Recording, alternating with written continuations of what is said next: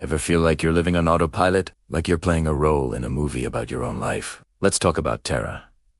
To everyone else, Tara was the girl who had it all together. Good job, great apartment, perfect smile. But on the inside, she was fading. It wasn't a big, dramatic event. It was a quiet disappearance. Tara used to love painting, but now her brushes were just forgotten objects collecting dust. She used to be the first one on the dance floor. Now she was the first to leave the party. She loved getting lost in books, but now the words just wouldn't stick. When her friends asked if she was okay, her answer was always the same. I'm just tired. But that was a convenient excuse for a much deeper, scarier truth she couldn't even admit to herself. She didn't know who she was anymore. Her mind felt like a blank canvas. Her passions had vanished, and her personality seemed to be on mute. One night, scrolling through old photos, she saw a girl laughing, traveling, dancing, a vibrant person she didn't recognize. It was like staring at a stranger who had stolen her life. She whispered into the silence of her apartment, "What happened to me?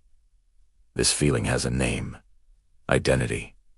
Diffusion. It's what happens when you spend so much time pleasing others, playing roles, or just surviving, that you lose your own sense of self." But Tara didn't know the term. She just knew the emptiness. The breaking point happened during a team meeting. Her boss turned to her and asked, "Tara, what do you think?" And for the first time, she had no answer. Not because she was shy, but because she genuinely didn't know what she thought. All she knew was what everyone else wanted to hear. Shaken, she excused herself, and in the bathroom mirror, she saw a woman who had worn so many masks she'd forgotten her own face. That night, she finally let herself cry. Not from sadness, but from a powerful realization. She had completely abandoned herself. So, she started small.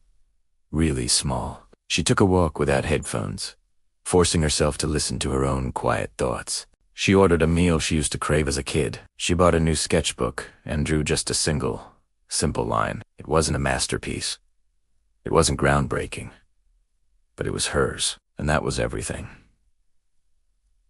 The journey back wasn't quick or easy. Weeks turned into months of gently reintroducing herself to herself. She discovered she still loved certain songs. She still had a favorite color. She found memories that still made her feel warm inside. Through therapy, she finally understood what had happened. She had spent years being the person everyone else needed her to be. Now, it was time to meet the real her. This wasn't about getting her old self back. It was about building a new self. One she consciously chose, piece by piece. One morning, Tara woke up and felt something she hadn't felt in years. It wasn't just happiness. It was a sense of being truly, fully alive.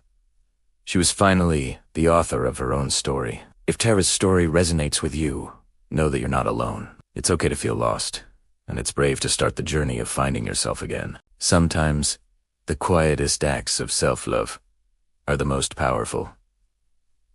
Thank you for watching. If this story touched you, please like and subscribe for more content that explores the human experience. Take care.